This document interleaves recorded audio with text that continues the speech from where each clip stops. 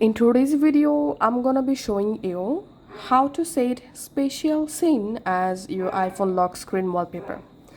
Go to your iPhone settings and tap on General, tap on Software Update, and first of all, make sure to update your iPhone to iOS 26 or newer versions. As you can see, currently I'm using iOS 26.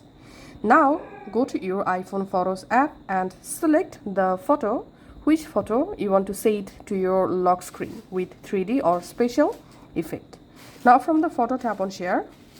In here, select Use as Wallpaper. And you directly jump into your wallpaper editor page. Here we have to enable the spatial scene option.